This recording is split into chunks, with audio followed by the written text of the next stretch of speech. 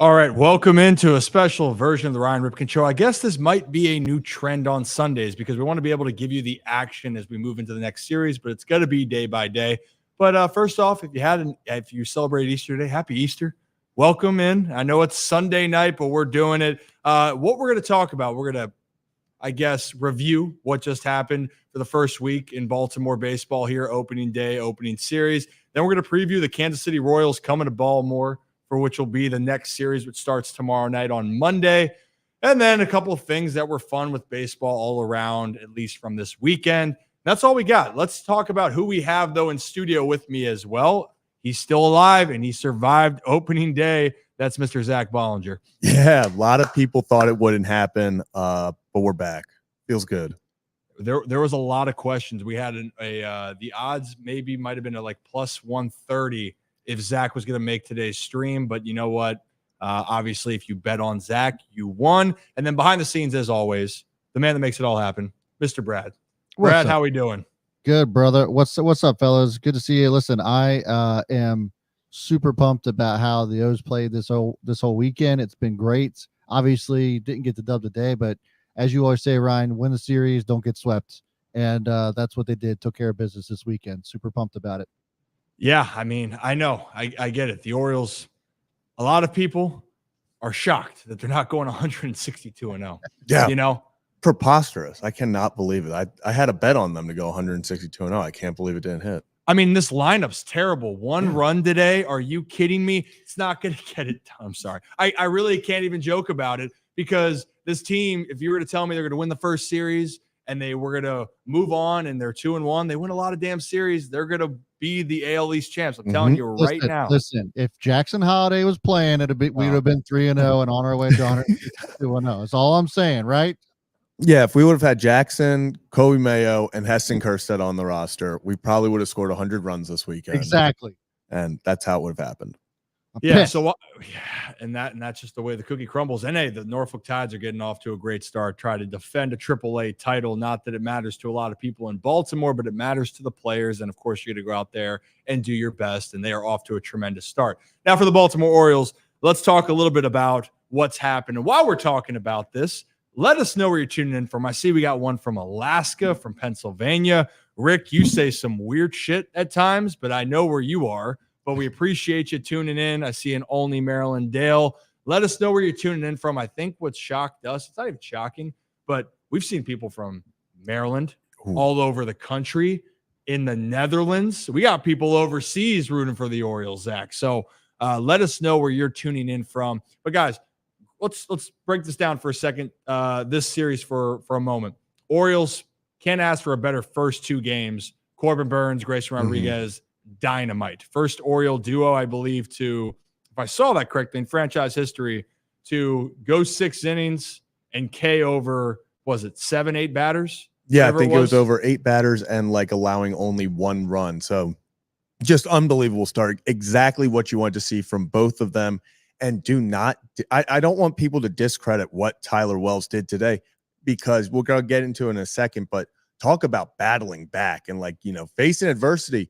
Stuff doesn't go the way you wanted it to when the game first starts. First 2 innings, a little struggle.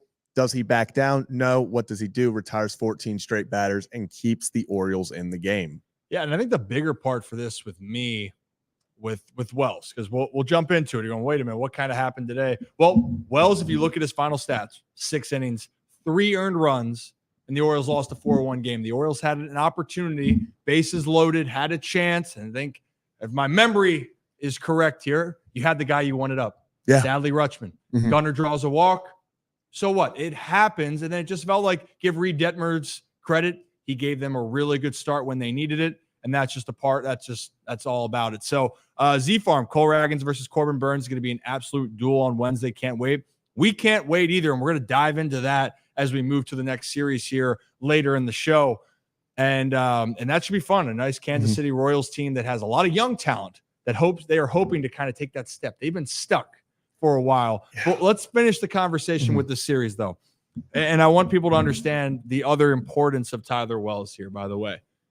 Tyler, friend of the show, and And if you want to see more of Tyler, he's going to make his way back on here, whether he likes it or not. Just kidding. He enjoys coming back on. But for Tyler, what I loved, and keep this in mind, when shit doesn't go right, you have two options. You know, you either you give in and you get knocked out, and then it's all hands on deck, or you strap up your boots, you keep grinding your ass off, and you give your team a chance, but you save your bullpen. Yeah. This is this early in the season. And for the Angels, you look at how much that decimated them earlier. They needed a win today, but also their arms are tired. For the Orioles case, to have all three starters go into the sixth, I can't tell you and emphasize enough how well that helps you guys go into the next series, especially when you're trying to have there's 159 games left. Little things like that matter. And I thought for Tyler Wells, he did the best he could, given the fact of not being off to a great start, Zach.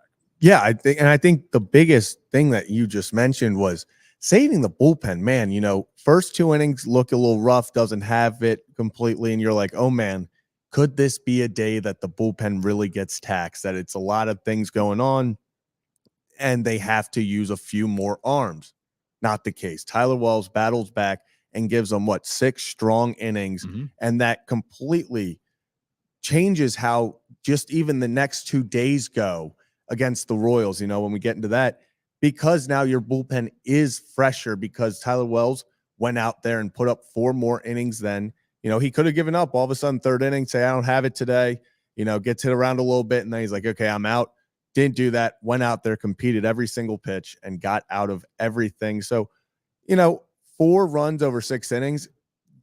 If he does that a lot, only 3 earned, I will say that. 3 earned runs over 6 innings. If he does that consistently, the Orioles are going to win a lot of ball games started by Tyler Wells. Yeah, and another thing to point out here, and this is for the 3 starters for the Orioles. They all go over 6 innings. They all strike out over 7 batters, and 1 combined walk between Corbin Burns, Grayson Rodriguez, and Tyler Wells. So they're not beating themselves. The Angels, hey, they earned it. They got their hits. Ward was swinging the bat pretty well, hit a jack. And you know what? They did enough to win the game, but it wasn't any self-implosion or self-inflicted wounds, if that makes sense. Tyler Wells, they earned their hits, no free passes. And that's a big part if you want to win a lot more games. Don't give the teams more opportunities to score, and that's just the way the cookie crumbles. I saw you had that up from Sean here about Grayson. We're going to pull that back up here. But Sean said Grayson kind of hinted at it, but how much of a fire did the season ending in his home state light inside him this season? I think for Grayson, I think he was just more determined off of he wants to be one of the best. And then it's also for him, I think he was pissed off that he felt he let the team down in the postseason. He didn't let the team down. And I'm just telling people out loud, he's just disappointed with how he pitched. He helped the team get there. And for that alone, Grayson's like, you know what? I expect more from myself. I have an idea of how to be a big league pitcher. And out the gate, I'm going to remind you that I am going to be a force to be reckoned with. I hope you guys draft him if you do fantasy baseball, because the dude is going to be an absolute stud. Before we talk about more baseball here, because I meant to mention this before, but Brad, I think you have a fun Easter poll up that at least it is the season, so we might as well talk about it. Yeah. I mean, even if you don't celebrate Easter, I feel like you probably at least partake in Easter candy to a certain extent. So, basically simple question. What's your favorite Easter candy?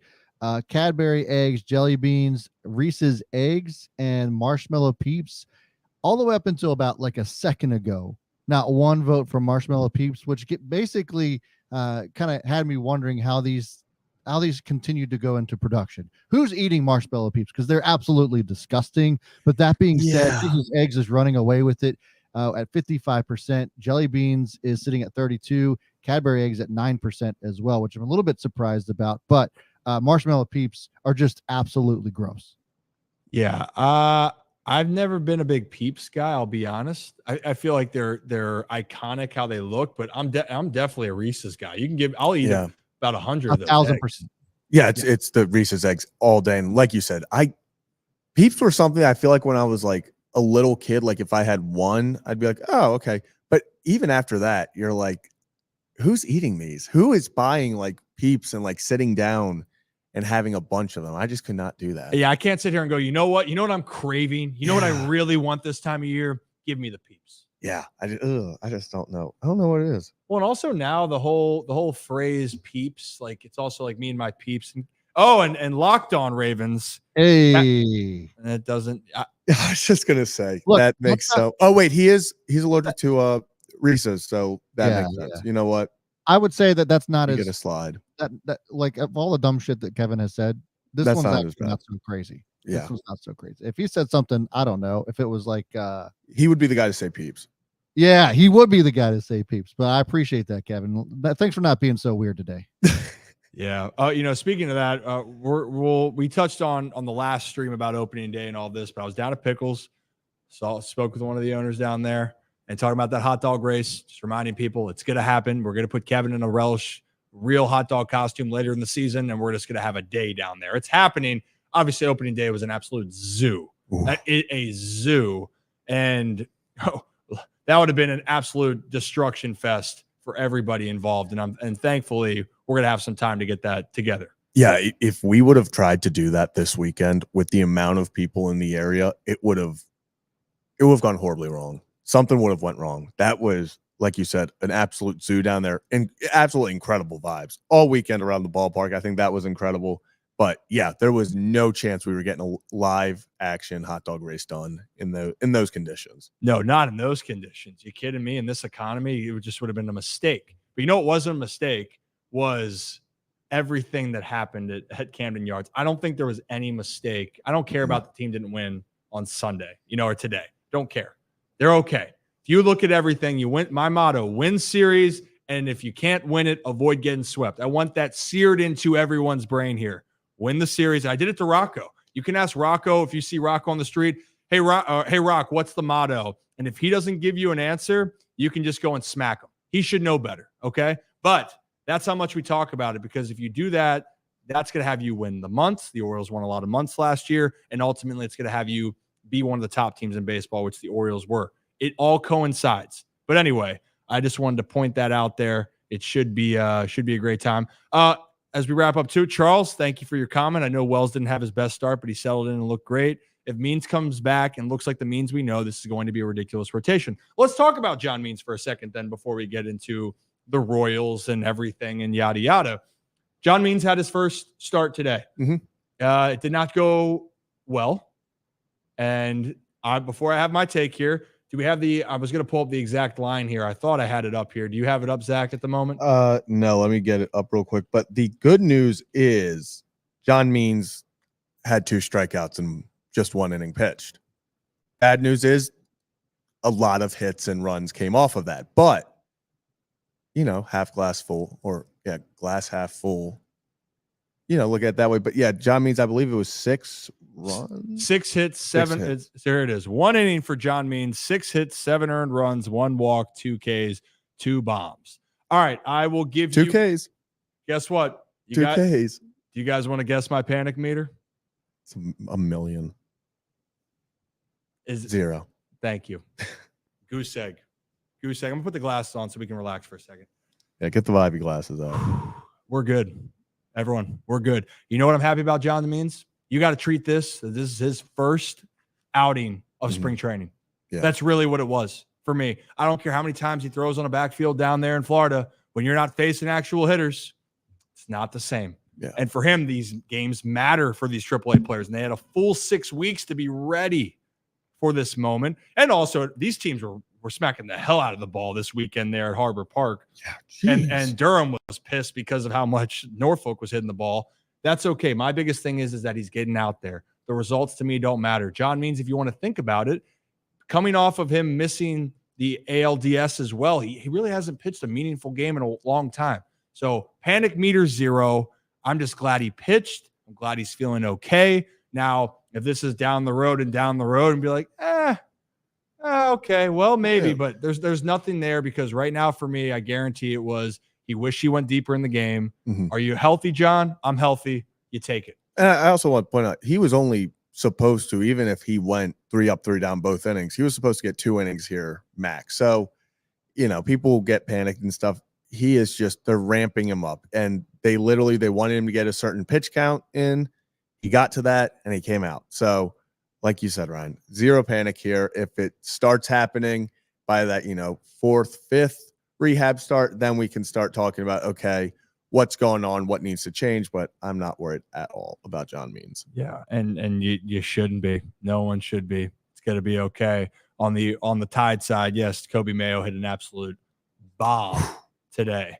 That ball had a family. Had a family. Had a family. That kid has just the most ridiculous strength, and the way the ball pops off the bat is unreal. Yeah, we like to call that stupid pop. It's ridiculous. They obviously lost 17-5. I saw another comment here, and if you're new to this channel, hit that like and subscribe button, or hit that follow button on X at Ryan Ripken, at Zach Bollinger 18, at Own the Chaos, which is Brad doing everything behind the scenes like he always does. Kyle Bradish I got to see Kyle for a moment at opening day. I went down the locker room. You know, it's fun when I have access to go down there for the media credentials. Mm-hmm. I don't go down there to actually be a media guy. I just go down to mess around. Because, I don't want to, hey, Kyle, tell me how you feeling. Well, I'm not, I kind of already know how he's feeling. But the point is, I like to see those guys. I miss those guys. I'm having a lot of FOMO because those are a lot of my teammates. But in all seriousness now, Kyle Bradish, he's back down in Florida. He's going to continue his rehab. He threw a 35-pitch bullpen, Zach. I think that was reported by Rock Kabatko. Mm-hmm. And used all of his pitches, which really surprised me. Just one step at a time. And it's looking good right now. But it's one step at a time. Don't get too high. Don't get too low. It's one step at a time, and we keep moving day to day. Day to day. And this is something where it's encouraging. Mm-hmm. You're happy. But because of Kyle's situation, it's always, to me, going to be a touch and go. Mm-hmm. It's always going to be a touch and go, given what the nature of his injury was. So you're happy with the step. We're just going to leave it at that, because you can't just hope and be like, well, yes, he's going to go out there. Everything's going to be okay. He's still got a long way to go. If you want to think about it, he's still got a long way to go. 35 pitches and feeling good. That's a great step, but you still got to build up to what you're hoping. If you want him to be a starter for you, he's got to build up 50, 60, 80 pitches and also be able to bounce back. The key is the bounce back. And I think that's something that we're going to have to just touch and go. But Kyle's going to go down and get some work in Sarasota, and then eventually, hopefully, make his way up to Baltimore. But again, there's a reason why there's no timeline for Kyle. Yeah. Yes, early first half, Elias said you can say the timeline, but it's very loose. Mm-hmm. Very loose. So we just point that out there. And Boom Boom Birdland, by the way, I meant to tell you it's an electric name, by the way. Did you all just talk about Means? We did. And if you want the paraphrase, Ryan, Zach, Brad, no one's concerned. No concern. SpongeBob and Patrick on Zach's shirt might say differently. Yeah, that's probably what it was like for concerned fans watching John Means, but we are not concerned. This is actually what over here as well. This is what that baseball's family did when it saw Kobe Mayo take it 421 feet a few hours ago. Yeah. Yep. And you know what? They can rip it, man. You know what? Oh, go ahead. I'm just like I love Kobe Mayo. That's just the power, the pop on that kid is just absolutely insane. The way he swings that bat, and just to see the pop. Was it? I think it was Jeff Arnold. Was it Jeff Arnold that talked to us about that, about Kobe Mayo, or it was either him or Heston Kjerstad, one of the two. But either way, they're both got ridiculous bats. Can't wait to see them up in the show full time. But because when that day happens, it's going to be electric. People who don't know Kobe Mayo and what he's capable of are going to be absolutely blown away. Yeah. And in due time, I know everyone's, and here's the other thing too. You're looking at what's so far happened with, and we haven't even talked about Colton Cowser not playing yet. But when you're looking at some of these prospects and you're excited about them, they got to be out there every single day. So if they're not in the big leagues right now, and you're seeing guys like Urias and Mateo, that even though Urias has played a lot more so far, both Mateo and Urias both have played 2 games, I believe, of the 3. Yeah. They haven't played every day. Colton Cowser, with the outfield that the Orioles have, hasn't played at all starting. He's come into the game, but hasn't gotten a start. There's a difference. So you got to understand that. All is good. We're feeling good. We're relaxed. And it's going to be okay. Kobe Mayo's time is coming to Baltimore. No doubt about it. But with, hey, Paul, thank you, by the way. Appreciate you, Paul. Paul, we appreciate you. We appreciate Hey, thanks, Paul. Paul's question here with McKenna and Maton at Norfolk, who loses playing time / odd men out? Earl Robinson, Daniel Jones, or Burdick? Hope to God it's not any of the youngsters. I'll tell you right now, none of the young top prospects are going to lose playing time. I can 1,000% guarantee you that. So the Norbies, the Holidays, the Mayos, Kerstad, all of those guys are going to be slated into play almost every day. Now they're going to need a rest day because that's just how they're going to operate, but they're going to be out there playing 95 and above % of the games when they are fully healthy. But some of those other guys, yeah, they're going to have to mix in to try to get their regular at bats. And some of those guys are going to be prioritized more. I wouldn't be surprised if Ryan McKenna still gets his at bats, to be honest, because they know him, they still like him and all of that. So that's just my opinion. But, time will tell on the rest of it. Hey, also Kevin was clapping, by the way. Yeah, that's how you know it was important. And I like Rick says probably like a seal. So Also, feel better, Kevin. Kevin's not here because he is sick. He's real sick. Yeah. So just wanted to shout out Kevin. And at least thanks for watching. But yeah, he's not feeling so great. So I hope you feel better, Kevin. Have that chicken noodle soup. Yeah. I please, Kevin, we're telling you, get ready, get healthy, because we got a long season to go, and we got a lot more time to absolutely roast you on a regular basis when we don't have Rocco here. But Dale says with this, bullpen was great today. 1 hit, no runs in 3 innings. Bullpen so far this year has been tremendous. Now, CNL Perez was put on the 15-day disabled or injured list, change the name, injured list. And Perez hurt his oblique. And a guy, if you guys saw this on Twitter, I posted about it. Hurting your oblique, or the OB, as I like to call it, that shit hurts. Have you guys ever hurt your oblique? Brad or Zach? No. No. Okay, well, let me try to explain this in a second. You don't understand how much you need that area or how much it hurts until it's not right. So I popped mine when I on a check actually did it in a batting practice round, and then I really hurt it on a check swing in Myrtle Beach. And it was like, wow, that didn't feel right. And then when I took a full swing, I lost all the breath. And every movement that I tried to make just was painful. You sneeze, you cough, it sucks. I was on a bus ride back for 7 hours after that, and I'm doubled up, and I'm not a small guy. So I'm doubled up. So I'm getting bumped on any bump that we're on the road. I'm breathing, or if I cough, it hurts. I got the stem machine on trying to work out. It was brutal. Now, some cases it isn't as bad. So like Gunnar Henderson's in spring training was way more mild, where it was like, hey, I felt a tug, which means it probably could get worse, but it's not to the point where you really kind of hurt it, right? So there's different strains of it. It seems like Perez was really bothering him. They're obviously going to take some time with him. And as a correlating move then, or corresponding move, Jonathan Heasley is back up. And people were saying, what about Vespi? What about Vespi? And I know that you can, if there's an injury, be able to call up somebody else. Usually, if it's not injury related, they have to spend X amount of days down in spring or down in AAA. That's the rule, right, Zach? The original rule. Well, I think actually because Vespi just came up, and then with the paternity leave for Webb, I still don't think they were able to bring him up. I could be wrong though, but I thought I was reading somewhere that was the case, and the reason why they didn't go. Just the obvious choice of bringing up, you lose a lefty, bring up the lefty and Nick Vespi. Yeah. So, and for Vesp, I feel bad because, Vesp, he's one of my guys, known him for a long time, and he's done a lot of things right. But Perez's profile and Vespi's profile are different. Yes, they're both lefties, but Nick is more of a crafty, knows how to get guys out. Perez is more of a power lefty. He throws harder. It's just a different profile. And Danny Coulomb and Vespi to me are more similar than Vespi to Perez. So that's just kind of how I would look at it. But you're right. Usually, though, 15 days or so is usually the rule. And sometimes, though, I know with injuries, I know on the position player side, it used to be that way. So we'll find out more and more about what the timetable will be for Perez. But overall, this bullpen as a whole did really well. Really, really well. And it seems guys are comfortable, and the job's only going to get tougher here, guys. It's not going to get any easier. But overall, really great first weekend.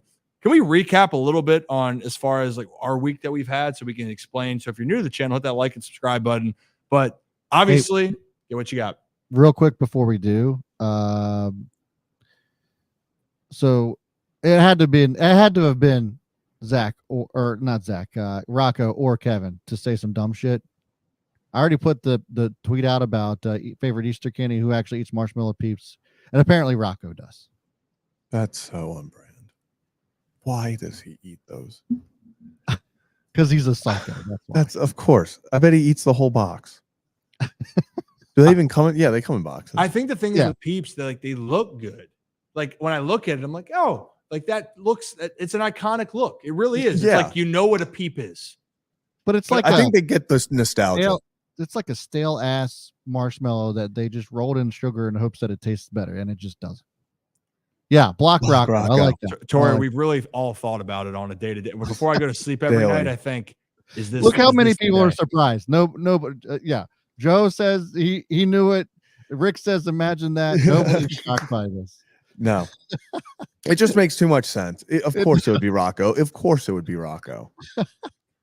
Why wouldn't it be Rocco? And again, if you're new to the channel, hit that like and subscribe button. The Ryan Ripken Show, we're going to add in Sundays so we can get you more content with what's going on. Because if we tried to break down to a preview for the next series, it would take a lot more time, right? So we want to make sure we can give you a proper series preview and also review of this week. So let's talking about with this kind of week, right? It's been an exciting week. Okay.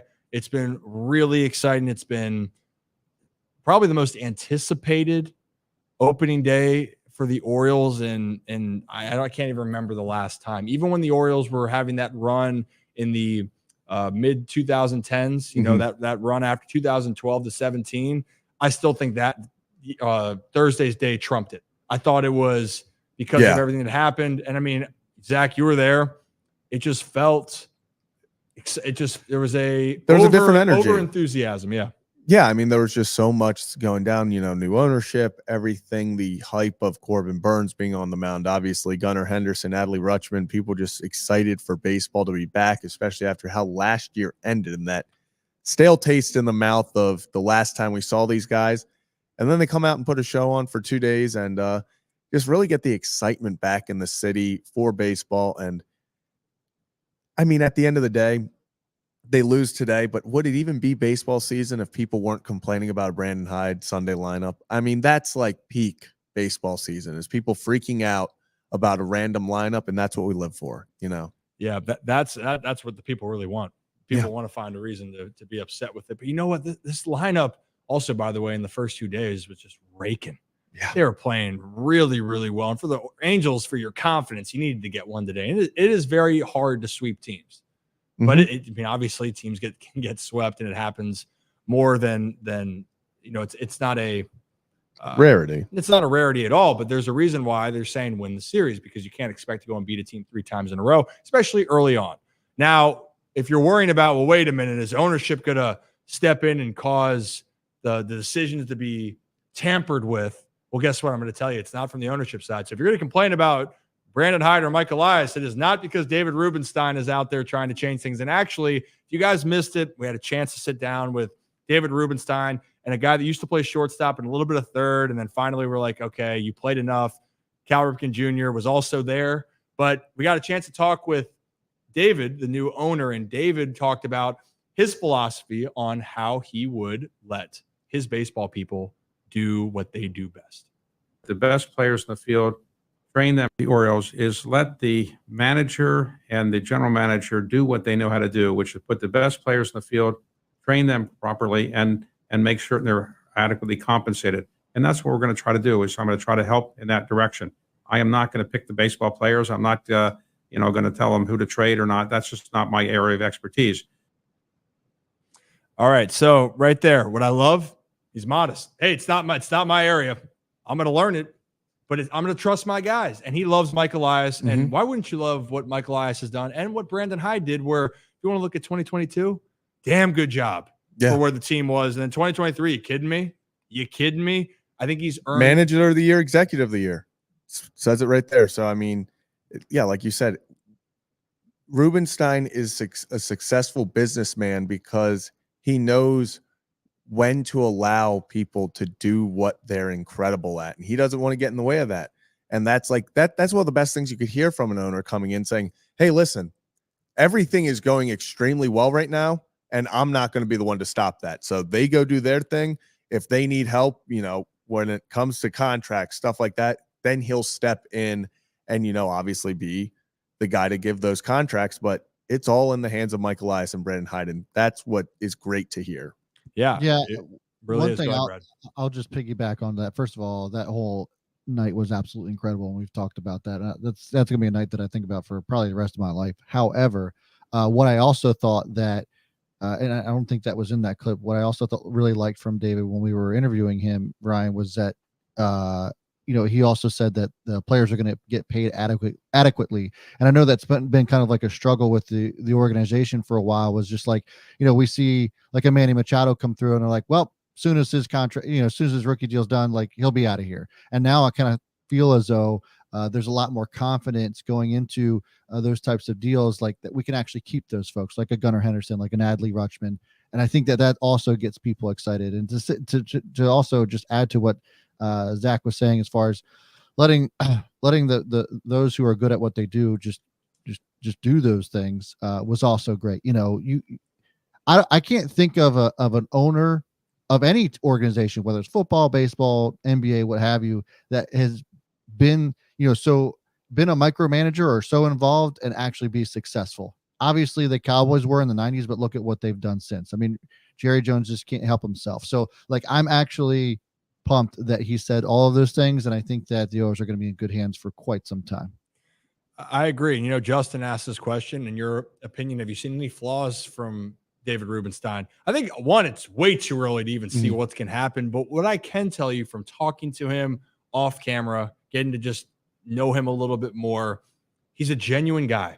What you see is how he acts towards everyone. And when the games are going on, he wants to talk to the community. He wants to see the fans because he understands the value of the fans. The fans help drive the excitement around the team, and the team isn't the team without the fans. And he understands that. And then on top of it, he's looking at it from the business side. Okay, well, how can I help make this team the best possible? Because that's the thing, especially in his line of work, it was, how do you find the right equation essentially to be successful? So like in private equity, what people do you put in place to help then things grow? It's not saying, what do I have to do it? It's the best leaders out there allow the people that they instill trust in, who are good at what they do, to continue to build. And I think that is something that I'm really impressed with.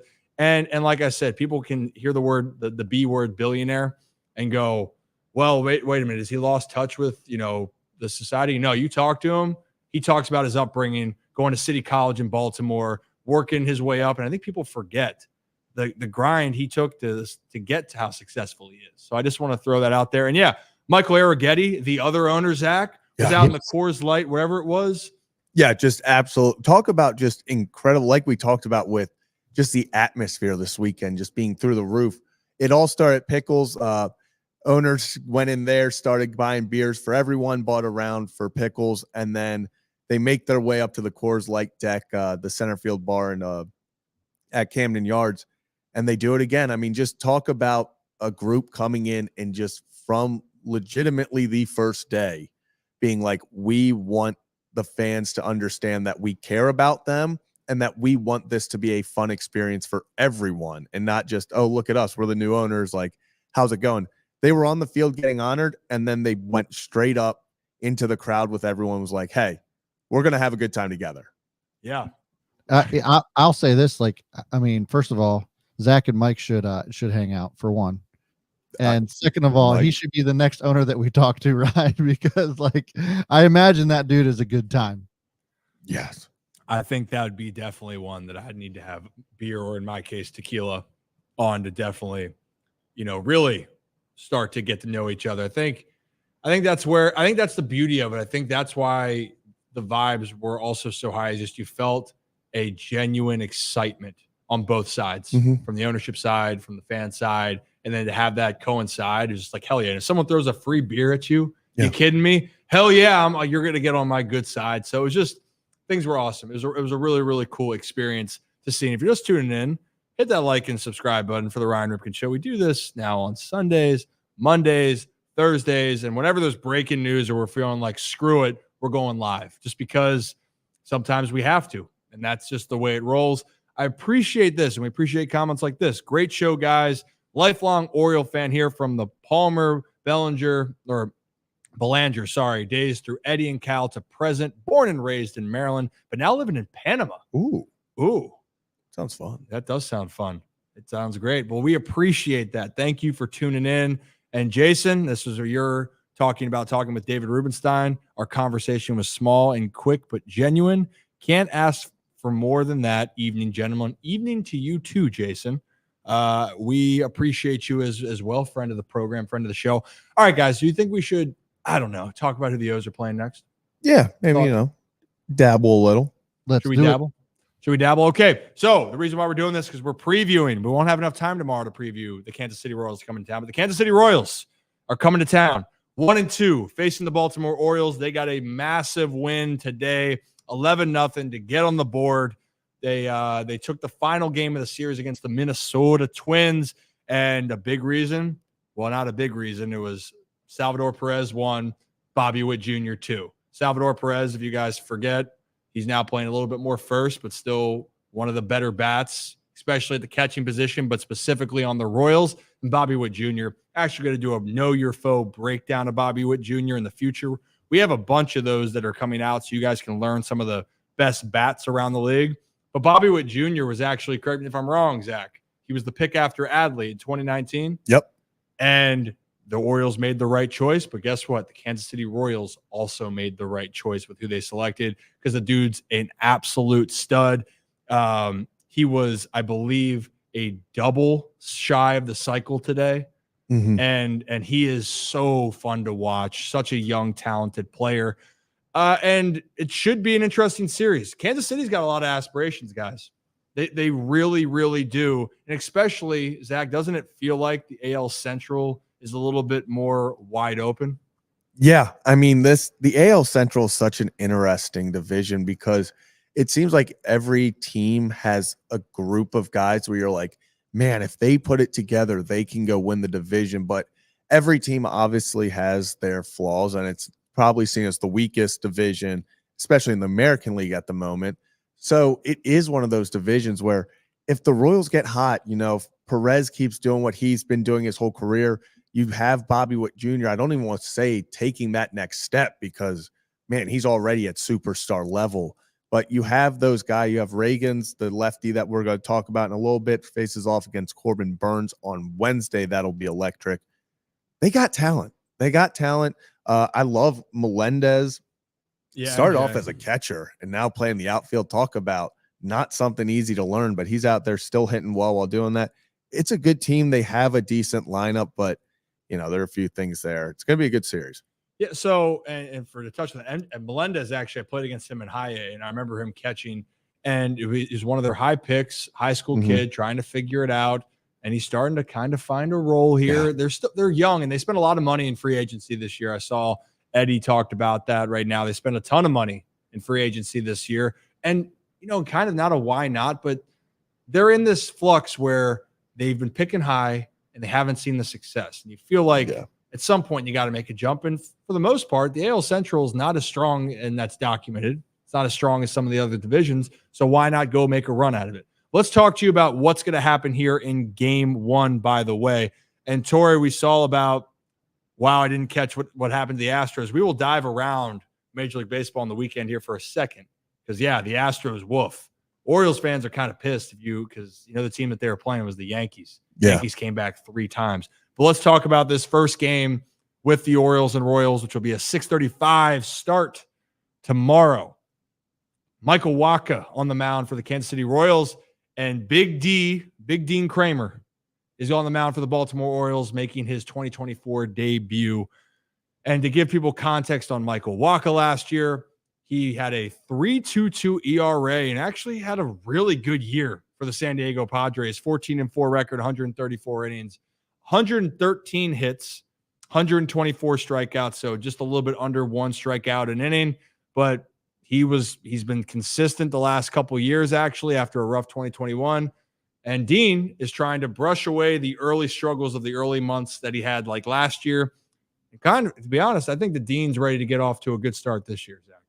Yeah, I think Dean's especially, like we said with all these guys, especially after how last year ended, I think every single one of them just wants to get back on the horse and they just want to get back in that rhythm again and get on that rotation and just competing with each other. That's the biggest thing that I've loved so far that we've heard from guys like Corbin Burns and Grayson Rodriguez was the competition they have with each other. And it is a friendly competition, but it's still competition. Each player, each pitcher wants to do better than the pitcher before. And Grayson talked about how Corbin Burns was even chirping him a little bit in the dugout after Grayson's start, saying, yeah, both went 6 innings. You had the 1 run. I gave up the 1 run, but Corbin was like, I got 11 Ks. You only had 9. So it's a little friendly competition. Grayson said it fires him up. And I think Dean's going to be no different. We've seen Dean when he's on. Dean's one of the better pitchers in this league. And I think this year I'm really excited for how, he's going to do. Yeah, I think Dean can step up to any of the best lineups. I think for Dean, the specific thing, and he knows this, is just continuing to build off those moments where you see him go, damn, you can be lights out. It's a consistency factor for all of it. And for Dean last year, and this is one thing, I'm going to knock on wood, let's have clean first innings. Yeah, I was just going to say no first inning home runs, Dean. It's okay. You know what? I do love chirping him for that too. That's one of my favorite things of just being like, hey, Dean, the first inning, what the hell's up with that? But then Dean would be like, yeah, I know. What the hell? But that's what I love about Dean too, is that he's, and I guess I can joke with him about it more because I know him on that personal level, but he's aware of what he needs to do. And he's a very personable guy. And I think that's what it's a guy you want to root for. So I think Dean, it's a really good opportunity to get to pitch at home, comfortable, hopefully get in a rhythm. And you're right. I think the other pitchers around you being like, hey, we all won 6 innings. What you going to do next? I think that's going to be interesting. I think, Brad, you have a interesting little breakdown for Dean. Yeah, it was actually you breaking him down. So I just wanted to show this real quick so that here we go. Dean Kramer's going to throw an excellent pitch right here. Dean, friend of the program, great hair. You know what we might need to get? We might need to get a big Dean shirt, but then emphasize with the D on Dean Kramer. Stud pitcher, by the way. But what you're going to see right there, see this ball cutting in? It's like a cutter slider that Dean has. We saw Casas do some damage on some pitches earlier there, right? It looks like a good spot. That's a happy place for lefties. Low and in, you can drive the baseball out of the yard. Well, Casas feels. There you go. Yeah, so what happens there in that video, by the way, Dean's cutter comes right across the plate. Casas misses it. And Dean's stuff is really stinking good. His problem is that he'll leave a pitch over the plate, especially if he gets up in the count. And when you leave a hittable pitch with 2 strikes in the over the plate, and there's good hitters out there, they're going to make you pay for your mistakes. But Dean, it's great. And we've seen the importance of a cutter. And I'm really curious because the Orioles have Corbin Burns, who has, in my opinion, the best cutter in baseball right now. You have another pitcher in Dean. When he does it right, it's such a dangerous pitch. And personally, seeing it up close and personal as his teammate, it's not fun. It's not fun when he throws it correctly. But if he doesn't get the cut on it, and it kind of goes over the middle, almost like a I'm not gonna say like a hanging slider or like a almost like people say a quote unquote BP fastball that just doesn't break and it can be 91 down the middle, then you're going to be in some trouble. But Dean Kramer, one of my favorite guys and one of my best teammates. So I'm really excited to see what he can do. Moving into game 2, we're going to see the first action of Cole Irvin versus Alec Marsh, right-handed pitcher. Right-handed pitcher, 6'2", 220. And Cole Irvin, I think the biggest thing, I think what I'm excited about in this is we get to see the Cole Irvin, what's going to happen for him leaving spring training. Because the biggest thing we heard was velo's up, more movement on his ball. And now, is it going to translate to the regular season? Yeah, talk about a guy, especially the first, 3 appearances in spring training was all the rave in Baltimore was about how Cole Irvin looks like a different pitcher. Cole Irvin's looking like the pitcher that you acquired last year, or I guess the offseason before, from Oakland, saying, hey, this guy can go help us win games. This guy can be a 4 or 5 in our rotation and help us win. And I'm excited. Like you said, velo's supposedly up, movement's up. And if Cole is working with confidence, we've talked about following up these other pitchers. When you get these guys confident and they get rolling, I am so excited to see what Cole Irvin can do against we've talked about this with the Angels. After you probably get through 4 guys for the Royals, it is not the deepest lineup. So I do expect Cole Irvin to do well, and I'm excited to see how he handles the first game, back into the season. If the velo stays up, because a lot of times we've talked about this before, you're just so hyped up, your first few starts of spring training, of opening day, and the velo can kind of tick up 2 times. We saw that first start with Jack Flaherty with the Orioles last year, hit I think 96 when he hadn't hit above 94 all year. So I'm interested to see how the velo looks, how the movement looks, and just how he goes up against this Royals lineup. Yeah, and you know what?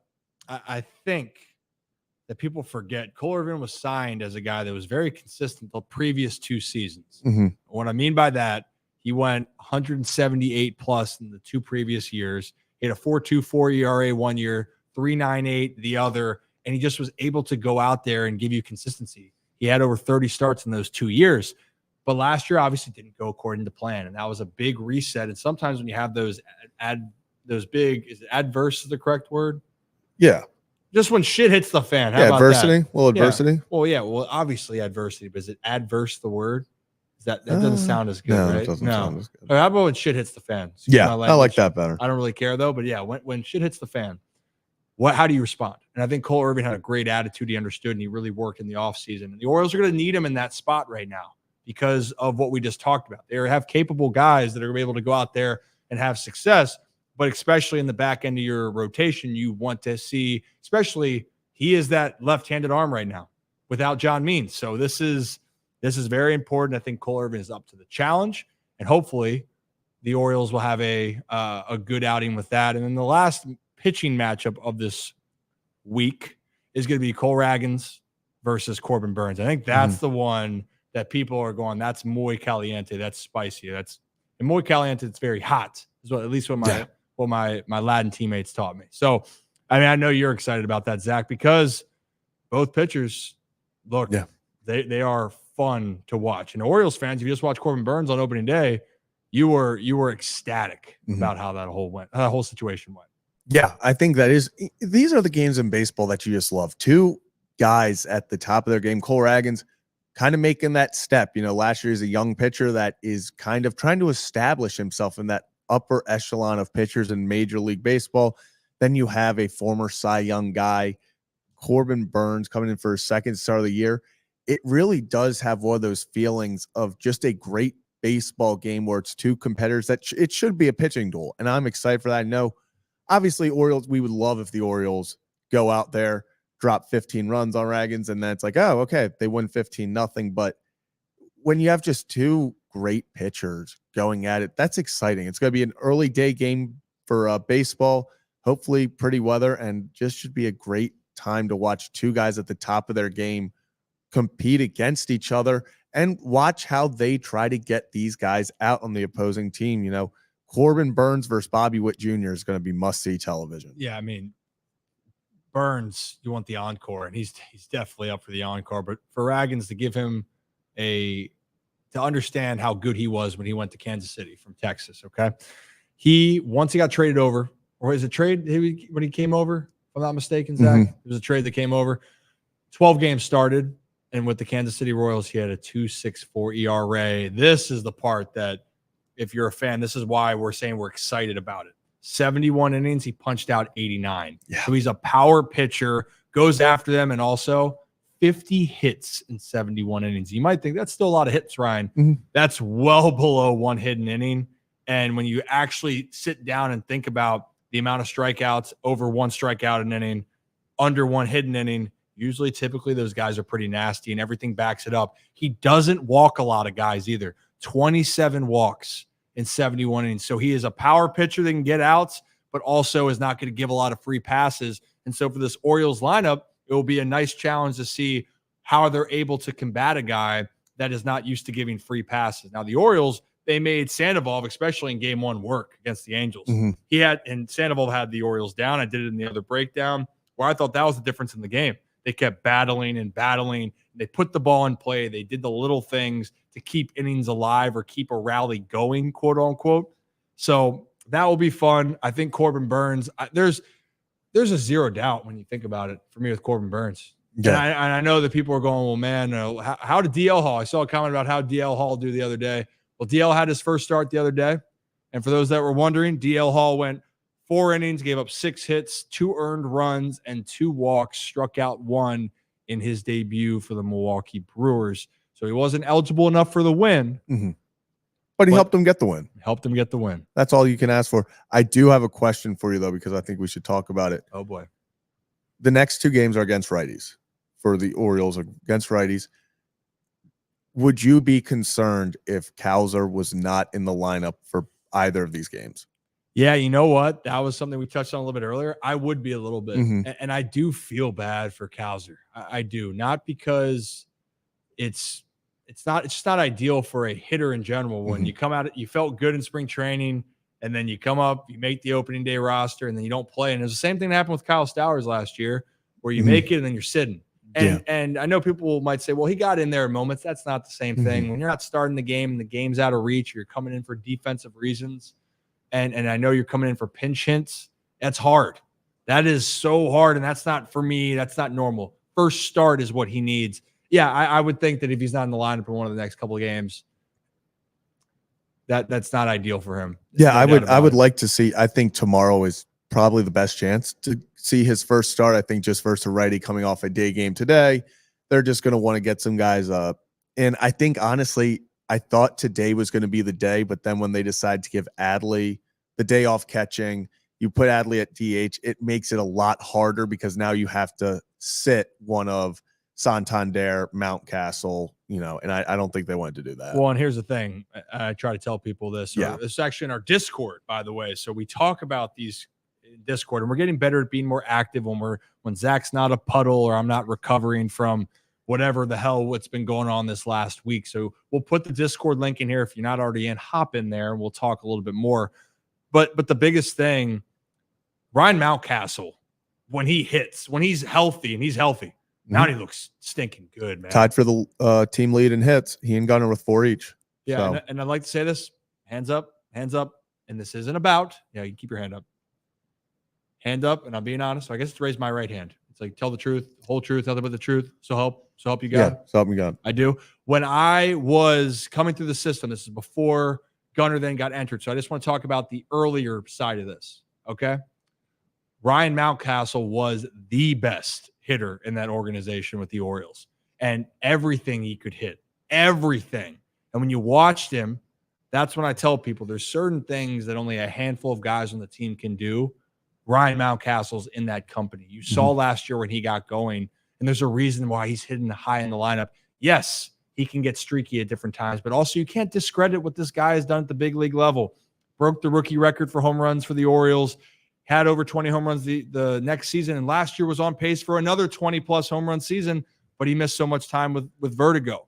He is a stud, and I think he's even learned one more year, and that's why you want to have him in the lineup so that the other day when he's playing in O'Hearn's DHing, there's no spot for Cowser because you're not benching Tony Taters. You're not benching Cedric that just went deep nuts to center. And then obviously Austin Hayes is all around an underrated defensive player out there in left, but he also was an all-star last year, and he's one of your main guys. And that's the part for Cowser, which is very challenging. Yeah, I just going back to Mountcastle real fast. Most impressive thing that I think, yes, he's got 4 RBIs. He's got the should have a home run. Man, the wall robbed him again yesterday. Yeah, what the hell? But 2 walks to 1 strikeout.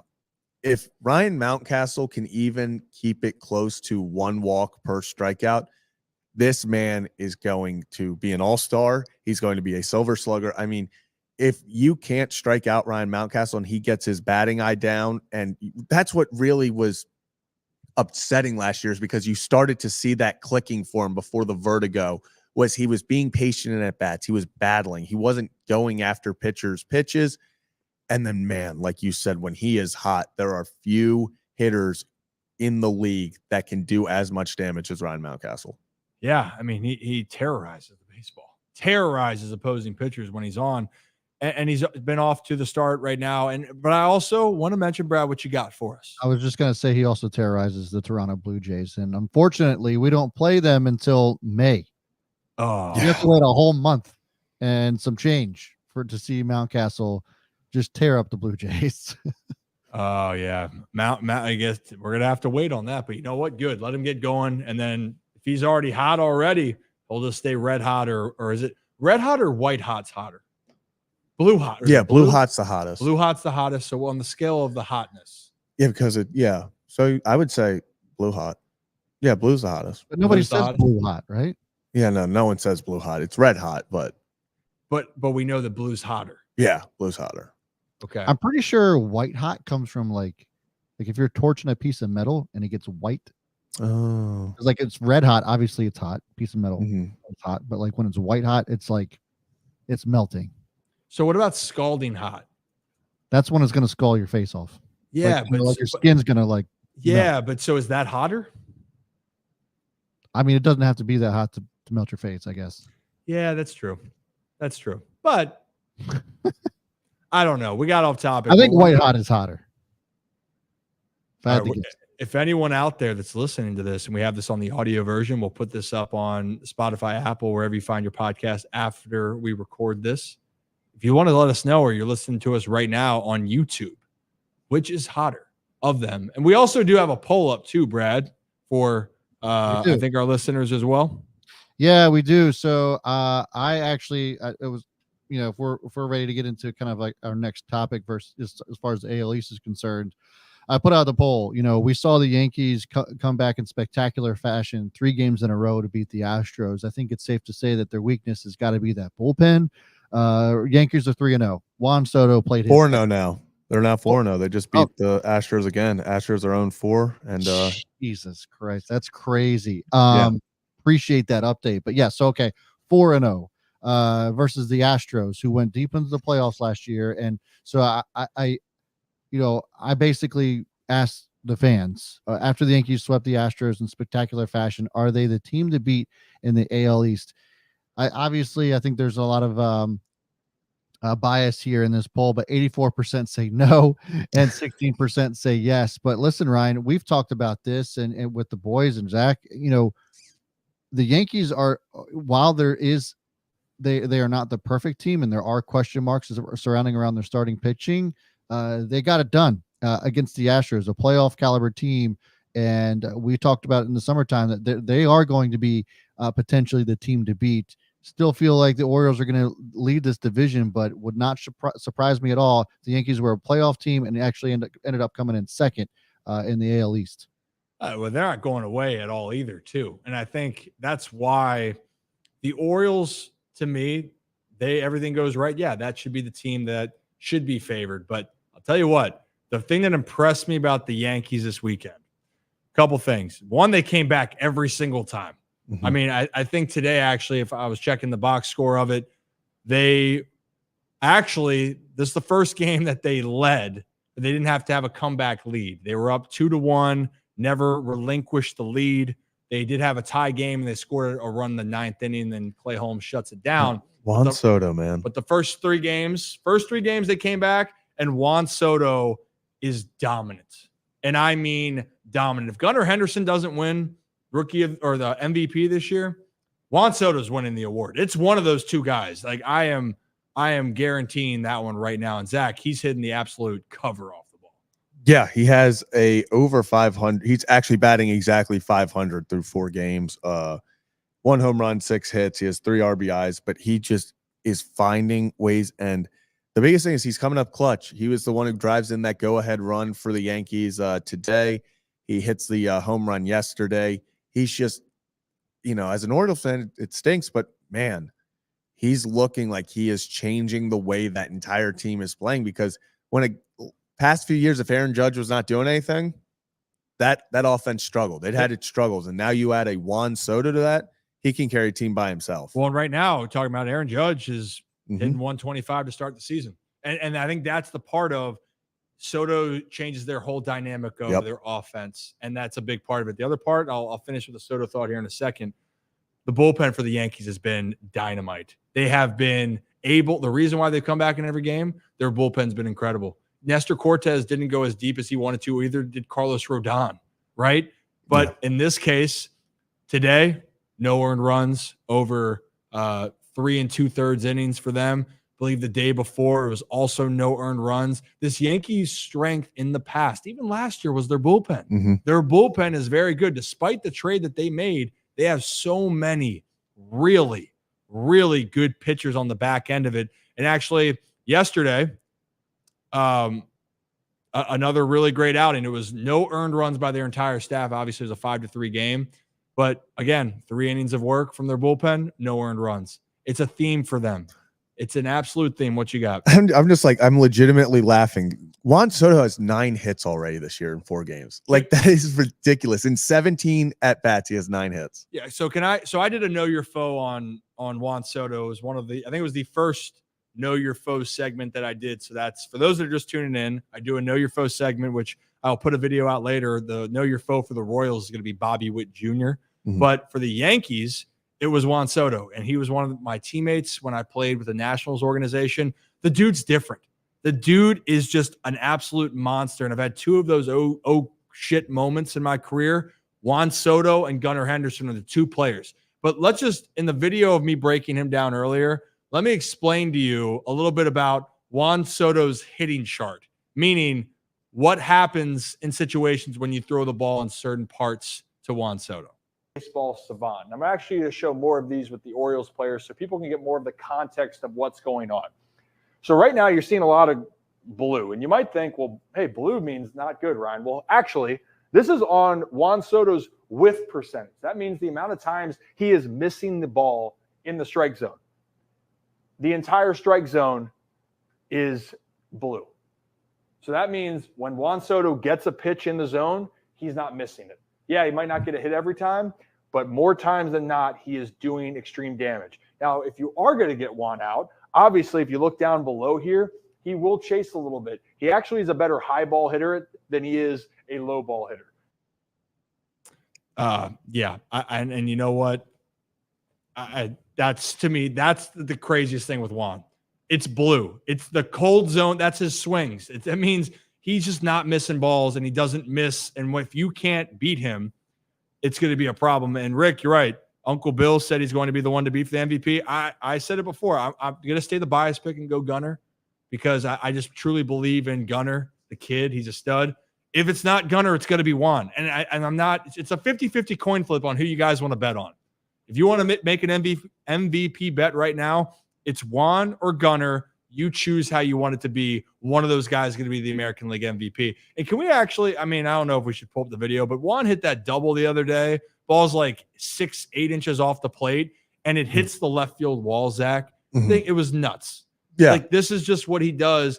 But you know what? He like barely swung. It was one of those, I think, and it's so rare, where Juan Soto was genuinely fooled, but he goes out there, his bat to ball ability is just so ridiculous that he goes out there, gives a half swing to just kind of, okay, not going to hit this one hard.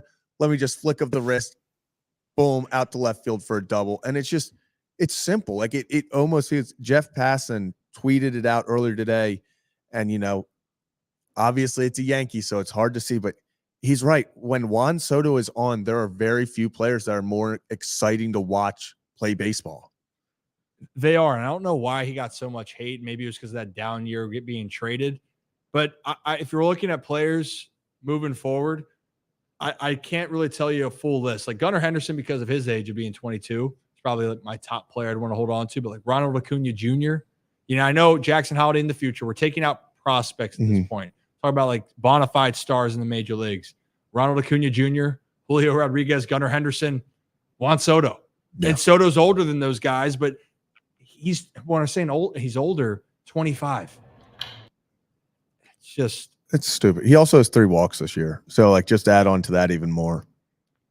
It's just an effortless swing. And I think when I try to tell people about Juan, like that ball's on the outside part of the plate, on the corner.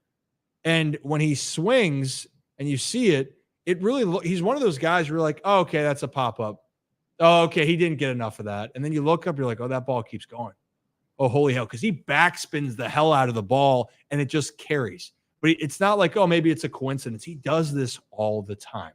Mhm. And there's a reason why he's going to have a massive year in New York, especially when they get back to New York. It's going to be really exciting to watch. And let's not even, what we keep talking about his offense right now. He actually threw out the go-ahead run in, I believe, the ninth inning against the Astros. So he single with the guy on second, and he threw him out. That would have won the game for the Astros. So not only is he doing it with his bat, but with his glove and arm. So, man, if you're a Yankee fan, I would say this is so exciting because this is everything you hoped he would be, and it's so fast. Well, and the Yankees, you couldn't have asked for a better start. You couldn't Yeah. ask for a worse start if you're the Houston Astros, where now you lost 4 straight. It's not, hey, it's all right, but losing 4 in a row to start the season, and at home, it's a little bit of a gut punch to be like, holy shit, what happened? It's not a good feeling, especially. Go ahead, Brad. I was just gonna say, if you're an Astros fan, like, how are you feeling right now? I mean, as far as like, or even the ball club, it's early, right? But it's overreaction Sunday. So, you're 0-4. The bullpen looked atrocious. Honestly, the Astros should be 3-1, and they just let those games get away from them. So, what's going on in that bullpen right now? Have you had a chance to really kind of check that out and try to understand what's going on? There's been a lot more mistakes overall, in my opinion, for them. And it's just a little more uncharacteristic. And even today, it was Josh Hader getting the loss, the guy that they just picked up. And it's a part of it. But really, if you look at for the Astros, that's been a strength. And quite frankly, that was supposed to be a strength for them. Between Hader and Presley, that was supposed to be this tandem that was supposed to be great. Now, it's not necessarily, it's more than 2 guys, right? We've talked about that. You've seen that with bullpens. But for the Houston Astros, the positive, you felt like you could win all the games. The negative, you found ways to lose the game. And as the season goes on, you have to figure out, is this going to be something you right the ship, or is this going to become a trend where you find more ways to lose than you do to win? I'm still going to bet that the Astros are going to find more ways to win than lose. They earn that right. But it's not a good feeling. And at least for Yankees fans, that makes you feel better. You already have 3 come from behind wins to start the season. I thought why the Orioles got off to, or why they kept having more success, because the Orioles were put in these situations over and over. The Orioles, I think at one point, or they had the most, or were at the top of the board with most comeback wins last year, and they could win close games. So in this case right now, the Yankees are starting to quietly build that confidence. For the Astros, you're sitting there going, well, damn, we have time to figure things out. It's okay. But the more of these games that you lose, a little bit more of confidence continues to decrease. But again, they're one of the best teams for a reason. Everyone's counting them out every single year, and they prove people wrong. But we will see what happens. But if you're a Yankees fan, I'm ecstatic. I'm ecstatic if I'm a New York fan. I'm not. But I'm happy for them if they're happy, if that's the type of thing. Paul with this comment here, and again, this is so early, but Paul, I know it's early, but Angels don't look like they're going to be good. Do you ever see Trout getting to a point where he asks for a trade? Please. Or that's just not his personality style? I would like to see Mike Trout somewhere else if the Angels aren't going to be competitive.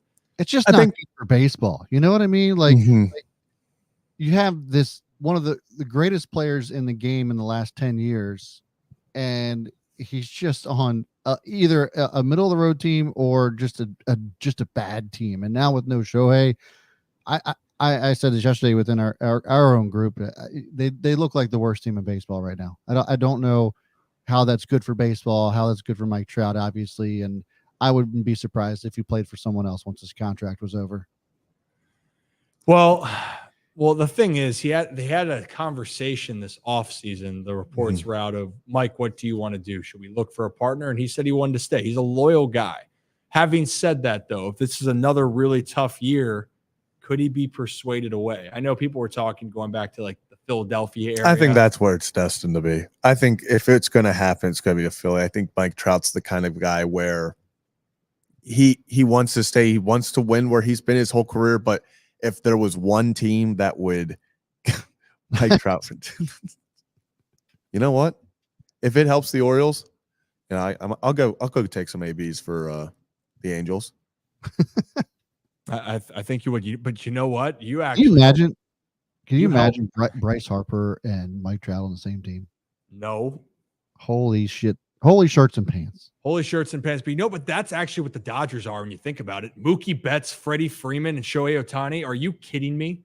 Mookie Betts is the best player on earth right now. I know we've just been talking about Juan Soto, but you want to look at someone who's legitimately we need to pull that clip up from Jerry Harrison Jr. Yeah. Because if for people that don't understand how talented Mookie Betts is, you need to listen to other people besides us tell you how talented Mookie Betts. I don't think there's been one person that's been around Mookie Betts that went, I'm not sure. Everyone's going, dude, he's unbelievable. He's one of the best players ever.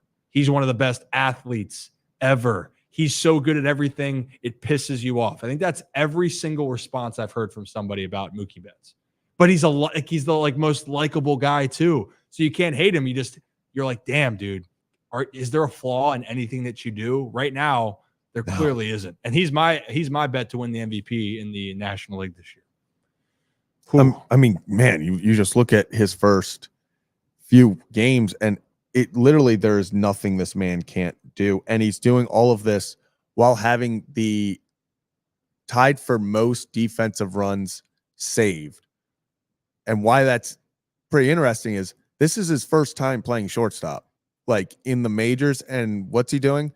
Oh, platinum glove level defense. It's just he's so good at everything on the baseball field. If we talk about Jerry Harrison Jr. cannot say enough incredible things about just how talented Mookie is in every aspect of the game. And there's really no weakness to Mookie's game really at all. No, you know what? We have so many things we have left to clip up and put out for you guys. We had so much content from the last, 10 days from Jerry Hairston, Mike Bordick, Rick Dempsey, David Rubenstein and Calvin Edwin Ripken, Jeff Jr., Arnold. Jeff Arnold, and Jeff's.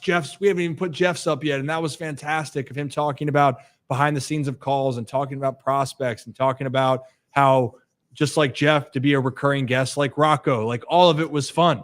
It was so much fun. Zach, what you got? I'm just going to read off Mookie Betts' stats because this is truly ridiculous. So far in 18 at-bats, he has 11 hits, 4 of which are home runs, so that's a 611 batting average, 9 runs scored, 10 RBIs. He's got a slugging of 1.389 and an OPS of 2.109. That is ridiculous, all while I also stated he is tied for the league lead in defensive runs saved. Unreal. I don't even know what to say. Ricky Bobby, I don't even know what to do with my hands. You shouldn't be able to do you shouldn't be that good against other major league. And they were going up against the Padres. I know, but look at your shirt. SpongeBob and Patrick say it all. Yeah, this is what it's like looking at Mookie Betts stats right now. It's unreal. Or like every single day if you're facing him and then he hits a home run, like how'd you do that? Right there, the shirt. Yeah, this is it. This just describes it all. Oh gosh. So you know what? If you're new to the channel, hit that like and subscribe button. The Ryan Ripken Show, Sundays, Mondays, Thursdays. Whenever we feel like there's breaking news, we'll bring it to you. We're obviously going to touch on a lot of things in the Maryland region. The Orioles are the thing that's hot right now. Baseball's back, but we are going to keep up with our other topics on our shows because there's a lot more going on, and we hope to keep things going for you year round. But what's hot right now is the Baltimore Orioles. And before we get into our spicy topic, and then we're going to get out of here, I saw this comment here as well. From 1969 to 1979 was a decade for the Orioles. 2024 to 2020 or 2024 to 2034 has the potential to be just as good. Well, I don't know how to pronounce that finance. I don't know the first part. Is that Maskey finance? Mm-hmm. But you know what? We actually talked about that, the excitement as well with David Rubenstein and my father. And actually, let's play that for you, where it was a really cool moment because if you listen to it more, my dad talks about the excitement of being back involved with this Orioles team where they believe this can be the golden age for the team. Talent. We're looked upon now as one of the best baseball organizations, a great group of young talent. And so that's a good expectation to have. Maybe hard to live up to. They won 101 games last year. But it's a good team, and the best you can say going in, do they have a good shot at the playoffs? And they do. I believe so. I think this is everyone's been waiting for that. We do. We do. I think everyone thinks this is the golden age, the new golden age of Baltimore baseball. This was the time we mentioned 60s, 70s, and 80s. We think we're about to go into a new age of that. Number one farm system and one of the most talented rosters. Should be a fun and exciting time. But Mr. Rubenstein, Dad, I really appreciate you guys taking the and time. I hope you win the MVP, most valuable podcaster. We love that. Oh, glasses on. We love it. We love that it. line's incredible every time. Yeah. Every single time. You know what? I want to shake your hand. I do. That was other incredible part is the we, and that was a cool moment. Them both being like, it's not they can do it. It's we can do it. This is our team. This is we are a part of this. Yeah, because I was about to before Cal. You sound like a selfish asshole right there. But no, just kidding. I like to mess around with my dad, but you can see the excitement he had with just talking about it, right? I mean, but it's true. I truly believe this is a golden age for Baltimore, the next golden age of Baltimore baseball. The next chapter means so many different things, so to speak. I think the Baltimore Orioles are in for a great run, a fantastic run, and I hope it goes back to those glory days that were in the 60s and 70s for this ball club. Before we get out of here, let's talk about one topic real quickly, because it grinds my gears a lot. It not grinds my gears, but it's a hot topic. And I saw someone say white hot is the hottest, Brad, for some reason. So that might be it. But if it's white hot, blue hot, scalding hot, the Rhys Hoskins play with the Mets and Brewers, I don't know if anyone saw it, or Brett or Zach, you can pull that up for us. Yeah. But Hoskins slides in a little bit late to McNeil. Some are saying, is it dirty? Is it not? McNeil was pissed. And then Hoskins hits him with the crying, just keep crying about it. Hoskins goes deep the next game. He has a day. But I think it's the slide, and people are going back and forth on old school baseball, new school baseball. And if you can find that for us, Zach, that would be actually fantastic. Yep. And then when you're ready, just let me know when you pull it up. I think that was probably the spiciness of the weekend. As he's pulling that up, I my own personal opinion, it was incredible. Rhys Hoskins, we need that shit in baseball because it is highly entertaining. And the fact that he came out the next day and just absolutely raked was also incredible. Hilarious and entertaining. I'm all for it. Bring back that old school baseball. It can't be bad for the game, right? No. And it was great. Yeah. I love it. Here we go right here. So we got the ground ball and riding down to third, a chance for two. Beatty to second for one. A tough pickup from McNeil. Are they going to call the out? They are. And then it all goes down. So McNeil was pissed, but back then guys would literally lower their shoulder and tackle the guy. And actually they were showing a slide Jeff McNeil had way out of the baseline before going out. Personally, how I feel about it, I just thought it's always been a part of the game, but the rules nowadays, they're trying to defend players. And actually the whole Machado, Dustin Pedroia situation years ago, where Machado came in with the spikes up and hit Pedroia's knee and he got hurt. That obviously is where then they're like, hey, we need to try to protect the player more. But it used to be, and Ben McDonald says it right here, nothing wrong with the slide, or his opinion. Yeah. Nothing wrong with this slide by Hoskins. Perfectly legal. McNeil upset. Not sure why. This is baseball. # carry on.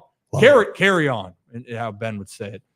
But baseball used to be physical when you're trying to turn two. It was an art to turn a double play.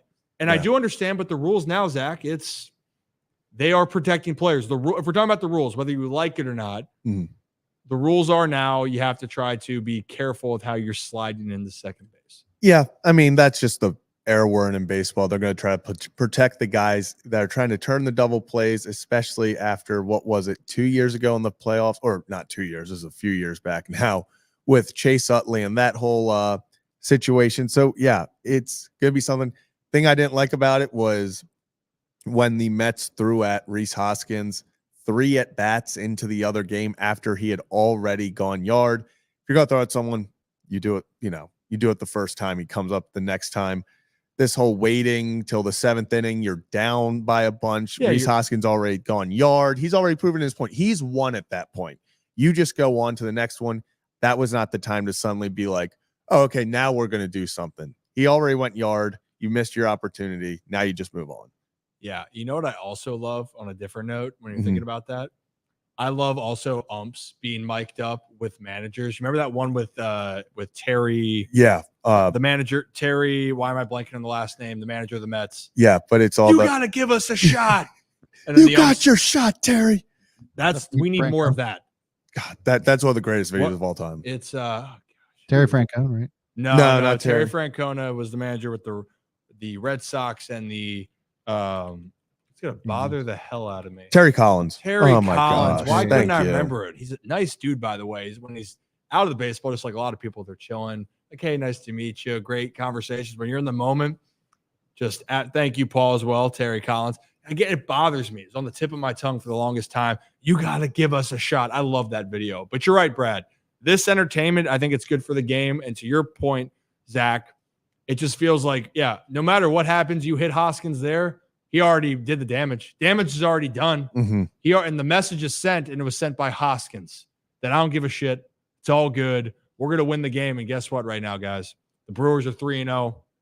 Mets 0-3 as they get ready for their next game against the Detroit Tigers. So who wins in that battle? At the end of the day, scoreboard tells it all, and the Brewers, the Brew Crew, are feeling good. And if you're a Mets fan, woof, man.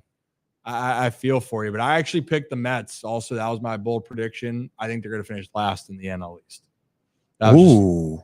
Yeah. Yeah, it is an interesting year for the Mets because besides Pete Alonso being in a contract year as well, it's they got a lot of question marks on that team, and it is not necessarily the youngest team outside of a few guys like Beatty and Alvarez, but yeah, they're definitely in a weird spot. And I think that was part of the reason that Max Scherzer actually talked about at the trade deadline last year when it was whether or not he would be using his no trade clause.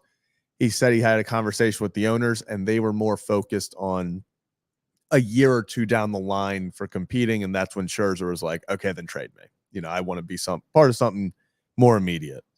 Yeah. And you know what? Even though Scherzer got hurt again, he still got a ring with the Rangers. Him and DeGrom. Him and DeGrom. Well, gosh, imagine if both of them get healthy for that team. Well, that's for a different day. There's so much more baseball we're going to have to talk about, and there's so much more around that. But first weekend's in the books. It's been fun. It's exciting. I saw Rick show tomorrow. Yeah, we'll come back according to plan, but I think we might try to start the show earlier because the Orioles are playing at 6:35. Mm-hmm. So we might need to start earlier, and as a group, we'll talk about it. In the Discord, we will let you guys know. On social media, we'll let you guys know, and we will also have a breakdown of Bobby Witt Jr., Zach. I just got to bring this up because, you know, not baseball, but NC State is up 51-42 on Duke with 7 minutes left. DJ Burns is putting on an absolute show right now. You know what pisses me off about this is that Rocco has he has him in the Final Four, and he's gonna win our entire. We have 127 people in our March Madness bracket for the Ryan Ripken show. He's gonna win, and he's gonna do nothing but gloat about it the entire year until next year. This is like the biggest disaster that could have happened from this. Yes, like everything. Like this is. We thought that the tournament challenge bracket was going to be like this big fun thing to do. If Rocco wins it, it's the worst idea we've ever had. The worst. But for those that are tuning in with it, we have the what was I going to say? Discord. Discord, and we're also updating. But the winner of the whole bracket challenge is getting a $200 gift card to the Iron Rooster. We're not giving that to Rocco. Oh, no. He's going to have to donate that. No. Yeah. It just goes to whoever came in second place because Rocco's going to win at this point. No, he's not. He's not. Speak it into existence. He's not. Joe, we know you're in dead last. We are well aware, Joe. Joe, I'm sorry. Every time I look at Joe's bracket, like I just feel bad because it wasn't like he had like outrageous picks. He actually had a good Final Four, and all of the Final Four was out in the first weekend. That was brutal. You're a good kid, Joe. We mean that. You're a good kid. And also, just before, and we try to do this more and more, we have a lot more coming your way as far as content-wise. But let us know what else you guys want to hear. And we have more coming from, it feels different riding the Jeep without our guys, by the way, with Adam's Jeep of Maryland. But we're going to have to ride it anyway. It's different. Yeah. We're doing it in spirit.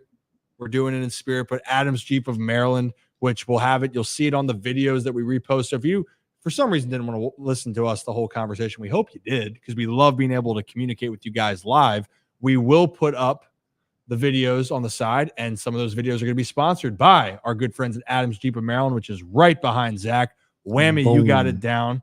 And to let you guys know, with Adams Jeep of Maryland, we have so much more coming with them. But if you buy a pre-owned vehicle, this was their deal they have going right now. If you buy any pre-owned vehicle, it does not have to be a Jeep from them.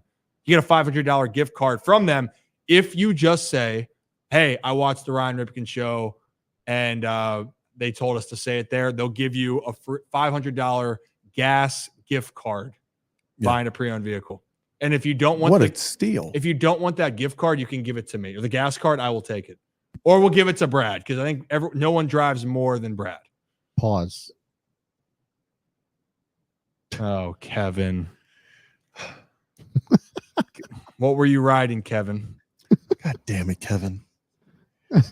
Rocco was stealing the show with the peeps, and then Kevin had to come in and never disappoints on the dumb shit that he says. We can always count on Kevin for one of those comments. Hey, before we get out of here, though, let's get you one more exciting clip about this Orioles team, and then we'll get out of here. But it was Rick Dempsey comparing the 1983 team when they won the World Series to the group that he sees right now. So let's play that clip for you, and then we're going to get the heck on out of here. And they can do a lot to win a World Series. You know what it takes, that chemistry, that recipe, that team belief. What similarities do you see from that 83 team being around this team in 2024 that leads you to believe they can accomplish that ultimate goal and hoist that trophy high in October, November? I like the direction they're going. They just don't seem to be intimidated, Rocco, by anybody. They'll put up big numbers against any team. You make mistakes with these guys, and there's something about them that I think is a little bit better than we were in 1983. We thought the game out. We played the game together. You got to be playing the game together. These guys can go up there and smack the hell out of you if you don't make good pitches. And I don't see any teams that are going to be able to handle the Orioles going through this season. Hopefully they stay healthy. That's the goal. Key is health. And I know right now the arms, they can get healthier, but this lineup, it's deep, it's talented, and they can do a lot of damage. And, you know, if that doesn't get you excited as a Birdland fan, the last World Series MVP winner for the Orioles, last time the Orioles were in the World Series, Zach, and he's not wrong. We saw it on, if the Orioles lineup can do that every 2 or 3 games, it's going to be hard to beat them. It's going to be hard to, we've talked about it a million times. It's hard to beat a team that just plays together and doesn't quit no matter what the scoreboard looks like. They play stinking hard, man. And it helps when you got multiple. We just talked about Juan Soto and Aaron Judge having, you know, those multiple MVP type players. The Orioles got that too with Gunnar Henderson and Adley Rutschman. And don't sleep on Tony Taters, Anthony Santander, who again has been the top run producer for the Baltimore Orioles over the last 2 seasons, has led the team or tied for the league or the team lead in home runs the last 2 years. And with the extra base hits, he's at the top of the list. And RBIs. That's being a run producer. Yeah, Zach. that's what he does. That's what I just said. Yeah, but I was just clarifying with everyone that he also has led the team in RBIs the past 2 years and currently is the team leader. Well, and also he golfed that home run out the other day. I did a breakdown that he loves hitting those types of pitches, and that's why you always live with Anthony Santander free swinging, because he is one of those guys that has the green light to hit anything, anywhere, because he is that damn good and he can do some special things. All right. Anything else, Brad? Any closing remarks behind the scenes? Nope. No, no, there he is.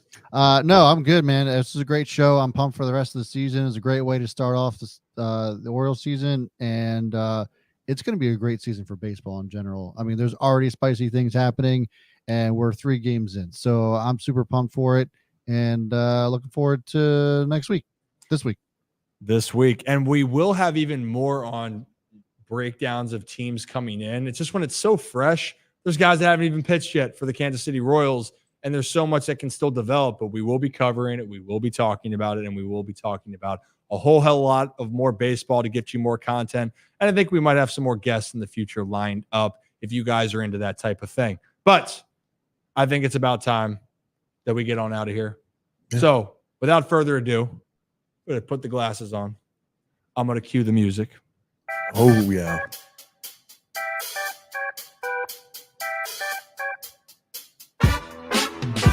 So So that does it for us here at the Ryan Ripken Show. We have at Own the Chaos for Brad Behind. We have at Zach Bollinger 18. And I am Ryan Ripken. As always, have a day, have a night. And we will see you next episode on Monday for a brand new edition of the Ryan Ripken Show. See you, everybody. Get it, Zach.